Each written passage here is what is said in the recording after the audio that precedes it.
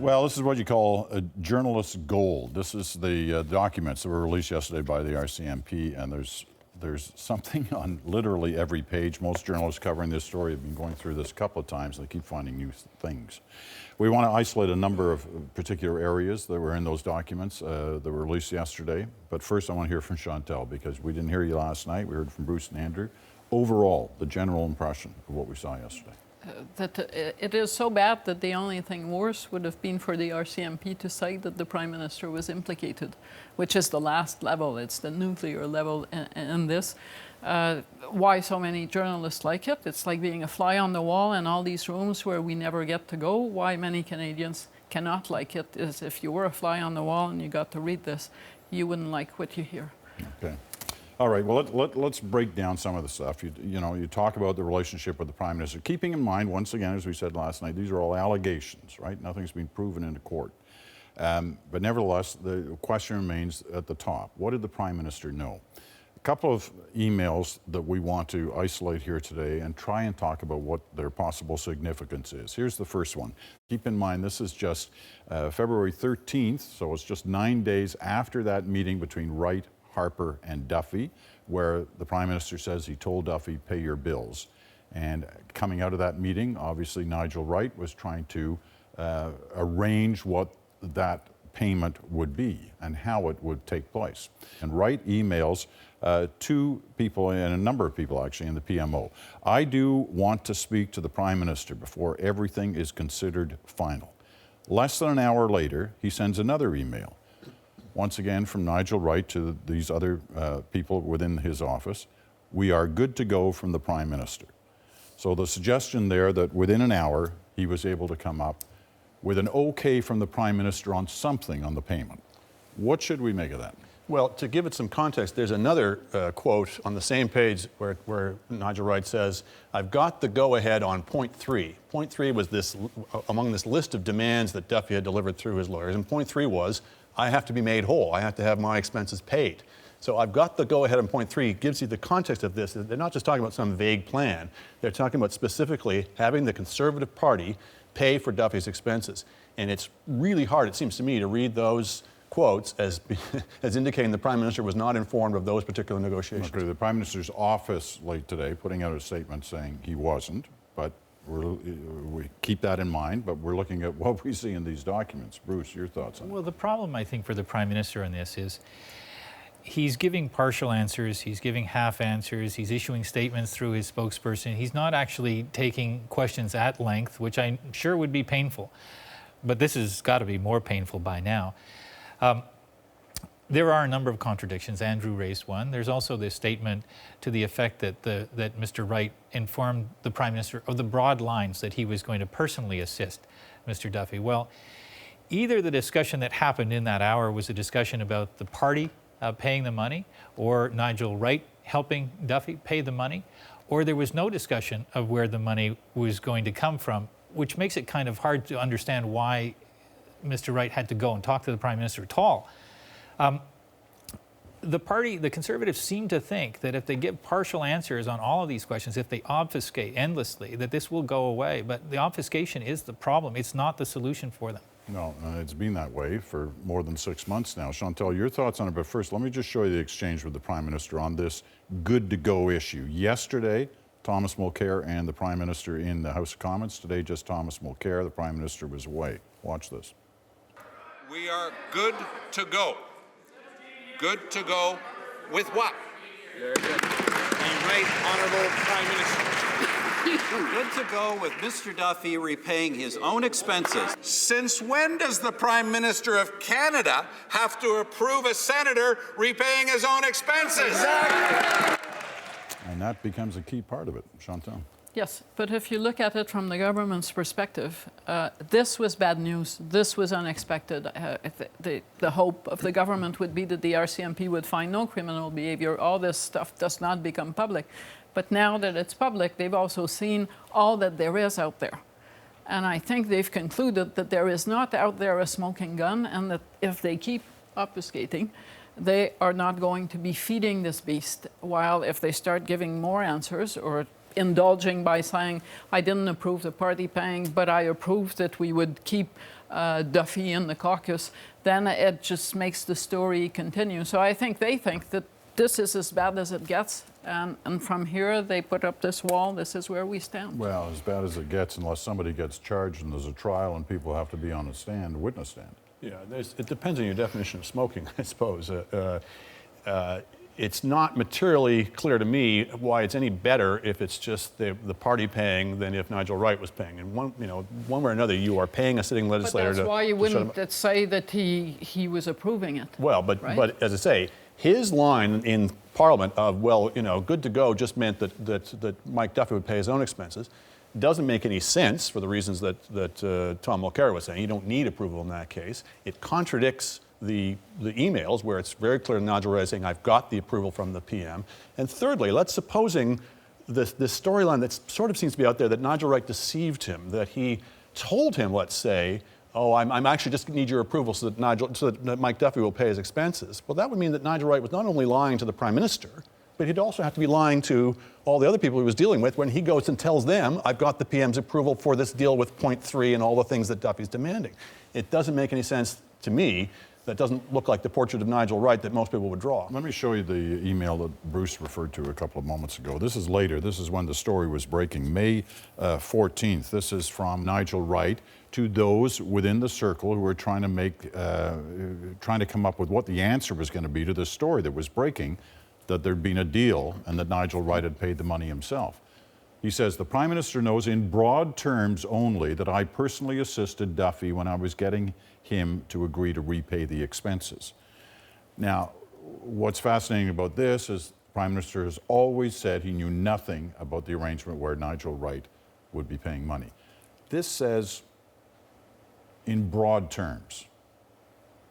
Well, yesterday, the Prime Minister, I think he may have had a version of your binder. He stood up in the House of Commons, held a document, the RCMP document, and basically said it exonerated him.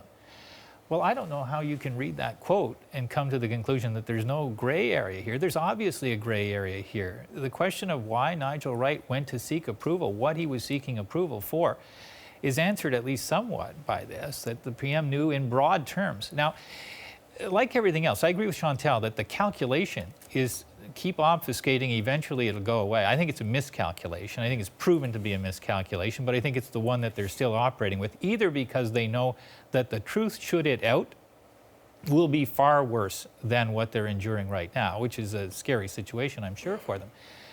But this obfuscation is not this issue is not going to go away just because they want it to go away. They put out a couple of important policy announcements in the last 24 hours, got absolutely no notice for them because the opposition... Past 24 hours for the past month. They Past put month, out that's right. everything but the kitchen sink has because been out there. the opposition, quite rightly, and the media are focusing on this as they should. And that says that you don't necessarily have to go nuclear. You don't necessarily have to have the aha moment when you actually catch him and just, literally in the room with Nigel as he's writing the check, to say that there's long-term damage being done to him and to the party. He is a much diminished figure. He looks it in Parliament. We're spending day after day where Mulcair is hounding him and looking much better than Mulcair's ever looked. This is not good to be dragging this out. But don't forget, we are here in unknown territory, or at least they are. It's the first time ever that the Chief of Staff comes under allegations of criminal behavior in the exercise of his duties. It's also the first time that when senior officials talk to the police, they can be shown to have been economical with the facts by their own emails. In the past, backroom deals were done on the phone, or I'd go to your office and say, Peter, now everybody emails. And I don't think that, Jean Chrétien was keen on having the police look into things, because the police test is the law and not ethics and political scandals. This changes the rules of the game, and I think this government does not know how to handle it because no one's been in that situation before. All right. I remember that day you came to my office and said, And Peter, we made that deal, we right? made that deal, and we promised we'd never talk about it. All right, I want to show you the Prime Minister today. A couple of very direct questions, they're self-explanatory. Watch this. Mr. Harper, when did you know that the Conservative Party was planning to pay the expenses of Mike Duffy? I've said many times it was my view from the beginning, it always has been, and said to Mr. Duffy right from the outset that Mr. Duffy should repay his own expenses. Following up on that question, sir, according to the new police documents, both Senator Gerstein and Chris Woodcock were aware of the plans to repay Mr. Duffy's expenses. What message are you sending by keeping these two men on your team? It's important to note that the inappropriate actions here were undertaken by Mr. Wright at his own initiative. All right. So you basically got two non-answers to two important questions that are circulating as a result of everything we've seen the last little while. To help understand that second one, because this has become the issue, how many people knew about the negotiations that were taking place in and around the attempt to get Duffy's bills paid? Look at this graphic that we've had made up in terms of the names. All these people knew in some fashion about what was going on. They were members of the government, members of the Prime Minister's staff, members of the Conservative Party. All of these people knew something about what was going on. Now, how many have left the employ of either the Conservative Party or the Government of Canada in one fashion or another? Well, those ones that we've kind of darkened out. The rest are all in some fashion. We're talking about the people, you know, aside from Duffy, who's left the Senate and left the Conservative caucus, and Nigel Wright, who was dismissed or relieved or resigned, or whatever you want to choose from that. The question still is there. Like, how can people who knew about this deal still be in the employ of the Conservative Party or the Government of Canada? It's a difficult question because whether or not there was criminality involved, and we don't even have charges yet, but certainly if you even suspected there was anything close to the line on that, you'd think you would say, let's not do this, or if people persist in do this, that you would say, I've got to tell the Prime Minister about this, particularly, for example, Benjamin Perrin, his former legal counsel. And in extremis, it's not beyond the realm of possibility that you'd go public. And they didn't do any of those things. That's less than honorable behavior. Is there an explanation that you've heard so far that makes sense on this, Bruce? No, and I'm struck by two things. First is that we're given to believe by the Prime Minister's statements that he learned on May 15th that the money came from Nigel Wright, but he learned nothing else about this for weeks on end, and that really defies belief, I believe. You're the Prime Minister, you find this startling and disappointing fact out, you're going to call your people together and you're going to ask them what exactly happened and who was involved. And so for him to spend weeks saying there was only one person involved, given what we now know, is very troubling. I think the second thing is we're in a zone now where the Prime Minister has set himself up as the only person deciding what the standard of ethical behavior is, what the process to determine that standard of ethical behavior is, what information shall be made public and what shall not be made public. And I think that's a very dangerous political position for him, and I think his party is feeling quite unnerved and unsettled by what they see unfolding. Chantal? When you look at all these faces and you look at all that is in those binders, the emails, this isn't something that consumed an afternoon at the PMO. It went on for weeks. It consumed a lot of oxygen, a lot of energy. The notion that Mr. Harper would come to work every day and his Senate leadership, his party-funded man, his chief of staff, people in his office would be consumed with this, and he wouldn't be aware of all this activity going on. He would have no clue as to what was being discussed, negotiated, these attempts. No one ever came and said, we solved the Duffy issue, and came back 2 days later to say, gee, not quite. And again, it goes against the grain of common sense. And again, why were all these high-powered people devoting so much time and energy to the question of Mike Duffy's expenses? This remains one of the strangest parts of this, is why they were so desperate, and it comes out in the binder as well, all the many ways in which they were trying to keep Duffy from having his documents put out in public, having to speak in committee hearings, et cetera. They were really quite concerned to keep this rogue elephant, if you will, under control, and we don't know why. All right. That is yet another of the key questions. There's so much in here we could go on for another couple of hours and isolating certain parts, but we'll save that. You never know when we'll be back on again. Thank you all. Good to see you back, Chantal. There's fascinating stuff emerging around this scandal, but it's a lot to take in. We want to make sure you're getting all the information you need. So we're asking for your questions on the Senate scandal. Just send an email to thenational@cbc.ca. We'll track down the answers, bring them to you on an upcoming broadcast.